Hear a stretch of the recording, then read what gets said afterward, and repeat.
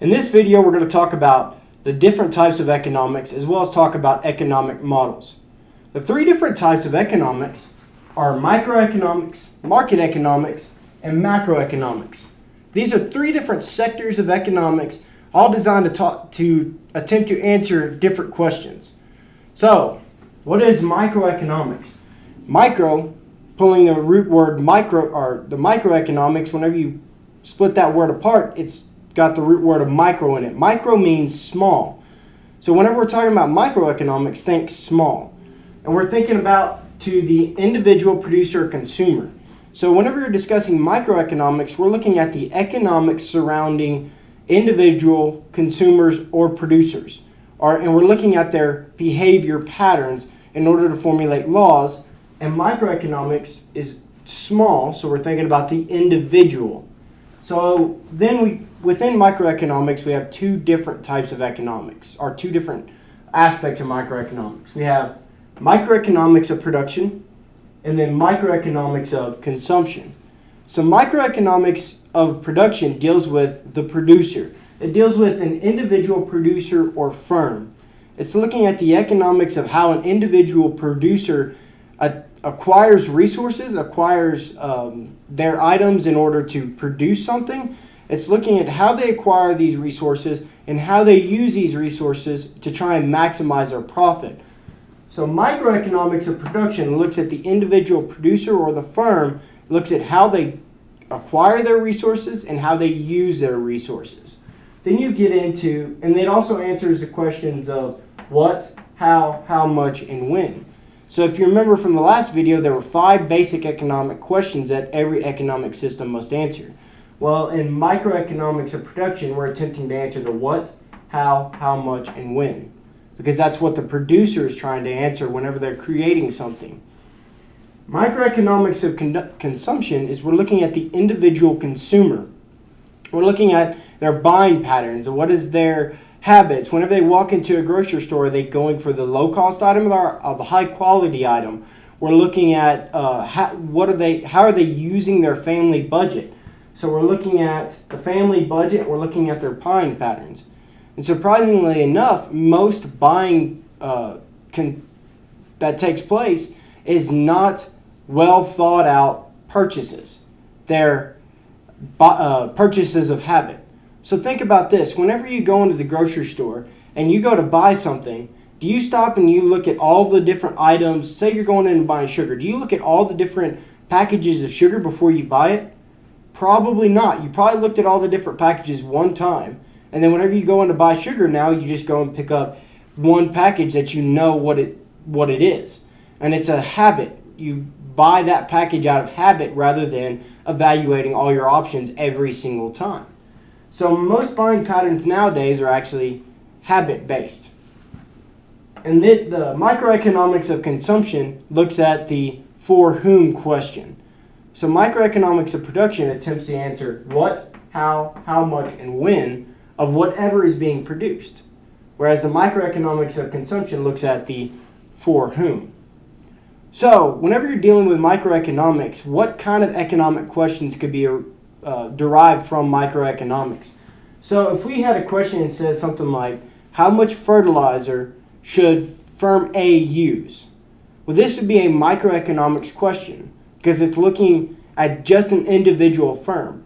How can an individual firm use their resources in order to maximize their profit? So a question such as how much fertilizer should I use would be a microeconomics question. That would actually be microeconomics of production.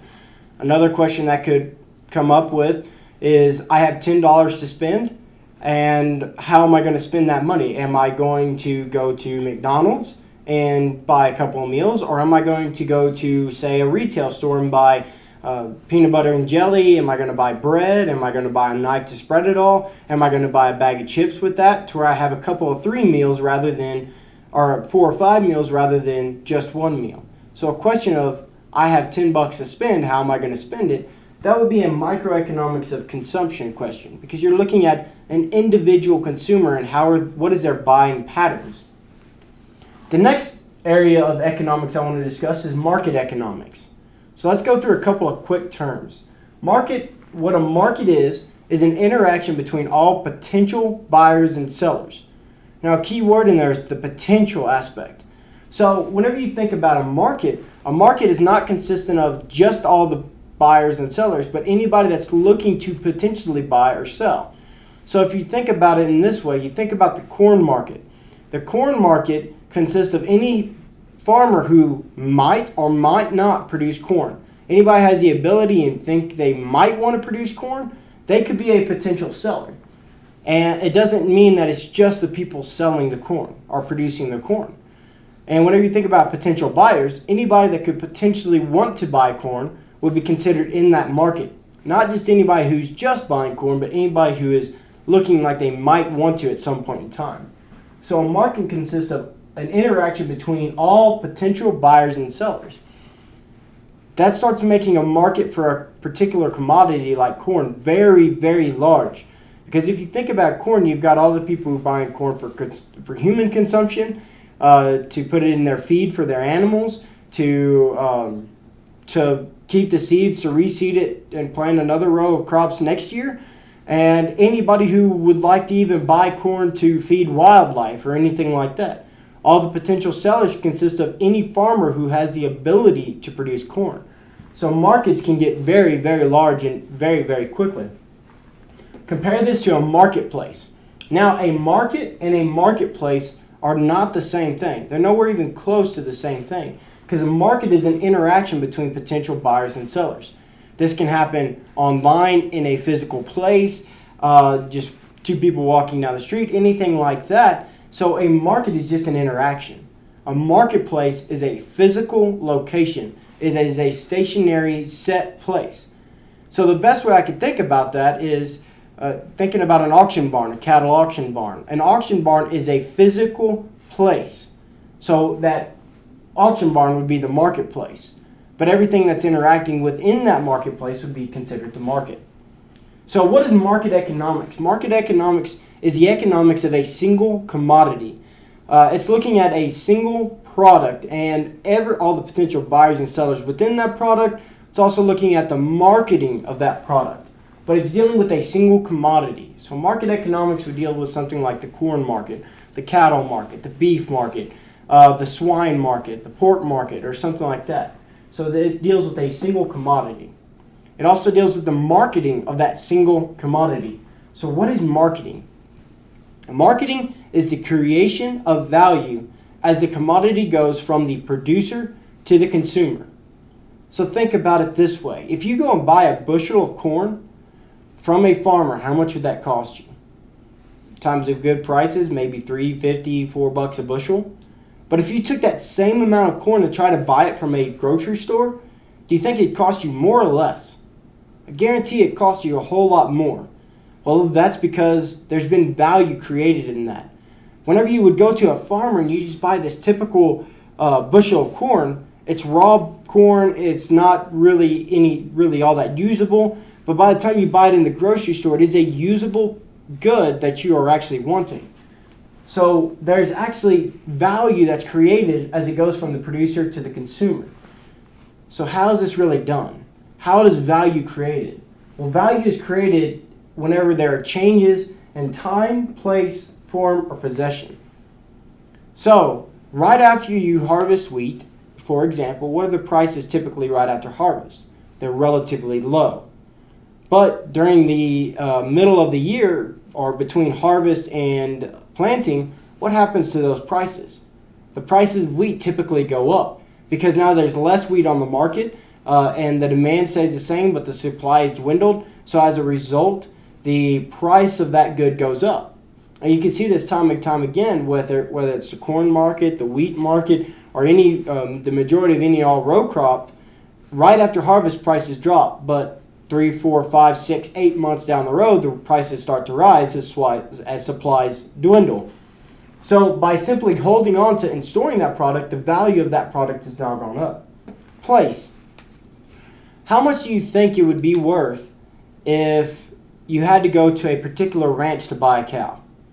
Now, how much do you think it'd be worth if you were able to buy it in a localized area such as an auction barn? If you were a rancher and you wanted to go out, or if you were a stocker or a backgrounder and you wanted to go and buy a whole bunch of calves, it might be cheaper for you, or it might be easier for you to actually go to an auction barn, and you would be willing to pay more at an auction barn than going directly to a producer, because it's easier, it's more convenient for you. But by simply changing the place, it often creates value, because now you're moving the product from an area where nobody's going to buy it to an area where there are a lot of potential buyers. You can change the form. And a great example of that would be changing raw wheat into flour. By changing that form of that product, it has now added value to that product. People are more inclined to buy wheat because it's more convenient than they are to buy, they're more inclined to buy flour than they are wheat, because wheat you would still have to process it all to turn it into flour. Flour is a lot more convenient. Same thing as if you change flour into bread. Well, now that's added value again, because now you don't have to take the flour and turn it into bread. It's already done for you. So there's value added there. So you can add value by changing the form of the commodity. By simply changing the possession sometimes can change the value of the commodity. An example of something like that would be if you take flour and it's being sold in a retail store. It may not be really worth all that much, but as soon as a baker buys it, he finds more value in that flour than what the retail store does. Otherwise, he wouldn't buy it. So by the baker taking that flour, he has now added value to that flour because it means more to him. So by changing these four things, any of these four things, you can add or actually subtract value, or you can create or get rid of value of an agricultural good. How is marketing done? Well, it was usually done by middlemen, but nowadays it's done by a sophisticated system of agribusinesses. So if you think about it this way, how does a commodity that is produced in somewhere like Kansas, say wheat that's produced in Kansas, get to New York City and be turned into a hamburger bun? Have you ever thought about all the different steps that it would have to go through? Well, first off, you'd have to get the producer to produce the wheat. You would have to transport the wheat to a mill somewhere.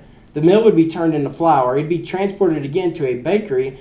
At that bakery, they turned it into hamburger buns. And from that, they would have to transport it to New York City and then unload it in probably say a restaurant or something of that nature. So in that aspect, all four of these things have changed and value is created. But who are the people involved in moving this product from the producer to the consumer? Well, it's a bunch of big agribusinesses. You might have an individual flour mill that turns the wheat into flour, and that's a business, but it's also dealing with agriculture, so it's an agribusiness. All of these trucking agencies that move that commodity from the producer to the consumer, those are all agribusinesses. So now we have a system of sophisticated businesses that handle all of the marketing of different commodities. So, what kind of questions are we looking at whenever we're talking about market economics? Well, a question could be, how does the value of cattle increase from the cow-calf producer to the feedlot? Why is the cattle at the feedlot more valuable than it is at the producer? Well, that would be a market economics question, because you're dealing with a single commodity. You're asking how value is created or destroyed. Or you might be saying, why did the price of cattle rise by 30% during the drought, but then fall off by 50% after the drought, or something of that nature? So you're dealing with a single commodity, and you're looking at the prices and the quantities and the aspects of a single commodity. That would be market economics. The next type of economics we're going to talk about is macroeconomics. This is the economics that we're going to be discussing mainly in this class. So macroeconomics, if you think about the word macro, it means very large. So micro meant very small. Macro means very large. So where the micro, we're dealing with an individual consumer producer. Macro, we're dealing with the entire economy. We're looking at the economy as a whole. Whether it be national or international, we're looking at a whole large economy. Within macroeconomics, we're looking at stuff like interest rates, inflation, GDP, unemployment, how they all interact together. Now, something that's very interesting is that micro decisions are based on macro situations.